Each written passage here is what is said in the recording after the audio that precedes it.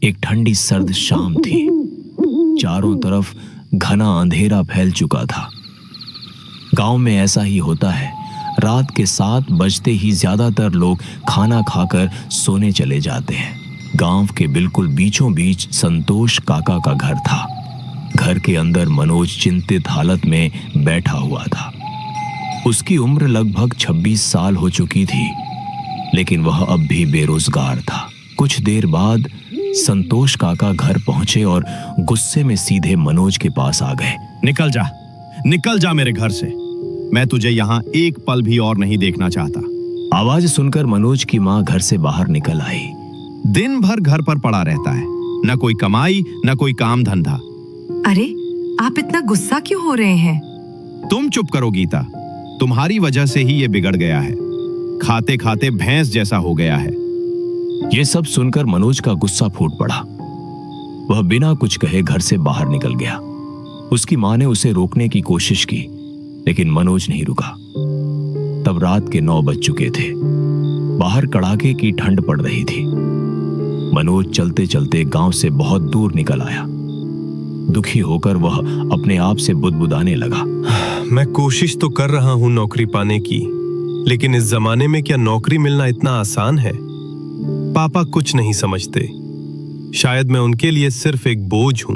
मनोज चलते चलते एक सुनसान रास्ते पर पहुंच गया। चारों तरफ घना अंधेरा छाया हुआ था। वह खुद से बोला, इतनी रात को मैं कहां जाऊं? ऊपर से इतनी ठंड। अगर ऐसा ही रहा तो सुबह तक मेरी कुल्फी जम जाएगी। यह सोचकर वह आगे बढ़ ही रहा था कि अचानक सामने एक खूबसूरत जवान लड़की खड़ी दिखाई दी। मनोज चौंक गया। तभी उस लड़की ने आवाज लगाई, कहाँ जा रहे हो इतनी रात को? मनोज ने उसके साथ घटी सारी बातें उसे बता दी। लड़की ने गंभीर होकर कहा, तुम्हारे बाप ने ये अच्छा नहीं किया। जैसे भी हो, है तो वही तुम्हारे बाप। यह सुनकर मनोज की आंखें नम हो गईं। फिर लड़की बोली, चलो मेरे साथ, यहाँ पास में ही मेरा घर है। रात में वहीं रुक जाना और सुबह होते ही चले जाना। रात में ये रास्ते तुम्हारे जैसे लोगों के लिए नहीं होते। बहुत से लोग इंतजार कर रहे हैं, जल्दी चलो। मनोज के दिल की धड़कन तेज हो गई। उसने घबरा कर पूछा, इंतजार? कौन लोग? लड़की ने उसकी बात अनसुनी कर दी। मनोज के पास और कोई चारा ना होने के कारण उसके पीछे पीछे जाने लगा। फिर दोनों साथ चलने लगे।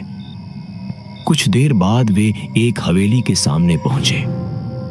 हवेली जर्जर हालत में थी। मनोज ने हिचकिचाते हुए पूछा, तुम यहाँ रहती हो? लड़की ने कुछ नहीं कहा और चुपचाप हवेली के अंदर चली गई। मनोज भी हवेली के अंदर चला गया। अंदर भयानक बदबू फैली हुई थी, जैसे आसपास कहीं सड़ा गला मांस पड़ा हो। मनोज को थोड़ा अजीब लगा, लेकिन और कोई चारा न होने के कारण वह वहीं पड़े एक पुराने बिस्तर पर लेट गया। बिस्तर पर लेटते ही कब उसकी आंख लग गई, उसे पता ही नहीं चला। रात के करीब 11 बज चुके थे। अचानक एक आवाज आई। मनोज की आंखें खुल गईं। उसे लगा जैसे कोई झगड़ा कर रहा हो। वह डरते डरते उठा और हवेली के अंदर झांक कर देखा और उसका पैर वहीं जम गया। हवेली के बीचों बीच 3 पिशाच आपस में लड़ रहे थे। पहला पिशाच गुर्राया, उसका सिर मैं खाऊंगा। नहीं, मैं तुझे उसका सिर नहीं खाने दूंगा। तभी मनोज की नजर उस लड़की पर पड़ी जिसके साथ वह हवेली में आया था। लेकिन अब वह लड़की नहीं रही थी। वह एक भयानक चुड़ैल में बदल चुकी थी। उसने डरावनी हंसी के साथ कहा, अरे लड़ाई मत करो, मिल बांट कर खाएंगे, ठीक है? यह सुनते ही मनोज के होश उड़ गए। वह पलटा और पूरी ताकत से वहां से भागने लगा। जैसे ही वह हवेली से बाहर निकला, चारों तरफ घना अंधेरा छाया हुआ था। ठंडी हवा उसके चेहरे से टकरा रही थी और उसके कानों में उसकी अपनी तेज सांसों की आवाज गूंज रही थी। वह दौड़ते दौड़ते हवेली से काफी दूर आ गया। अचानक उसके दिल में एक अजीब सा डर समा गया। उसे लगा जैसे कोई उसका पीछा कर रहा हो। वह पलटकर देखने ही वाला था कि तभी उसके सामने वही लड़की प्रकट हो गई। मनोज उसे देखते ही सन्न रह गया। लड़की की आंखें अब काली पड़ चुकी थीं और उसके होठों पर वही डरावनी मुस्कान फैल गई। मनोज चीख पड़ा। वह उसे देखकर और जोर से भागने लगा। पीछे से उस लड़की की ठहाके जैसी हंसी अंधेरे में गूंज उठी। दौड़ते दौड़ते मनोज एक गांव में जा पहुंचा। गांव में कदम रखते ही वह जोर जोर से चिल्लाने लगा, बचाओ बचाओ। उसकी आवाज सुनकर एक घर का दरवाजा चरमराता हुआ खुला। घर के अंदर से एक बूढ़ा बुजुर्ग आदमी लाठी टेकता हुआ बाहर आया। उसने गुस्से और हैरानी से मनोज को देखा और कहा, तुम्हारा दिमाग खराब है क्या? इतनी रात को यहाँ क्या कर रहे हो? मनोज हाँफ रहा था। उसका गला सूख चुका था, हाथ पांव कांप रहे थे। वह रोते हुए बोला, बाबा, वहाँ जंगल में एक हवेली है। बूढ़े आदमी का चेहरा अचानक सख्त हो गया। मनोज ने कांपती आवाज में सारी बात बता दी। लड़की, हवेली, पिशाच, चुड़ैल, सब कुछ। जैसे जैसे वह बोलता गया, बूढ़े आदमी का रंग उड़ता चला गया। आखिर में उसने धीमी लेकिन भारी आवाज में कहा, बेटा, तू वहां से जिंदा लौट आया। यही किसी चमत्कार से कम नहीं है।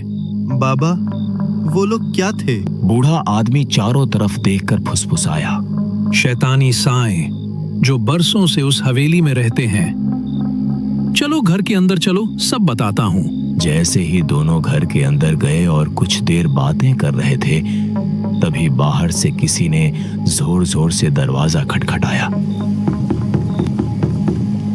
मनोज चौंक गया। उसका दिल जोर से धड़कने लगा। तभी बाहर से एक जानी पहचानी आवाज आई, बेटा, मेरा गलती हो गया, तू घर चल, मैं तुझे समझ नहीं पाया। यह आवाज सुनते ही मनोज के पैरों तले जमीन खिसक गई। वह कांपती आवाज में बोला, ये तो मेरे बाप की आवाज है। बूढ़े आदमी का चेहरा सफेद पड़ गया। उसने तुरंत मनोज का हाथ पकड़ लिया और फुसफुसाया, दरवाजा मत खोलना बेटा, जो भी हो बाहर मत जाना। लेकिन मनोज अपने आप को रोक नहीं पाया और धीरे से दरवाजा खोल दिया। सामने उसके पिताजी खड़े थे। मनोज को देखते ही उन्होंने थकी हुई आवाज में कहा, चल बेटा, घर चलते हैं। मनोज के दिल को थोड़ी राहत मिली। वो चुपचाप अपने पिताजी के साथ घर की ओर बढ़ने लगा। दोनों मुश्किल से कुछ ही दूर गए थे कि अचानक मनोज के मन में एक अजीब सी बात गूंज उठी। अरे, मैंने तो पिताजी को बताया ही नहीं था कि मैं यहाँ हूँ। फिर इन्हें कैसे पता चला? उसका दिल जोर से धड़कने लगा। वो ये सवाल पूछने के लिए पीछे मुड़ने ही वाला था। तभी उसके कानों में पीछे से एक भारी और खुरदरी आवाज गूंजी, कहाँ भाग कर जाएगा? तुम मेरा शिकार है। मनोज डर के मारे चिल्लाया और फिर उस पिशाच ने मनोज का सिर धड़ से अलग कर दिया।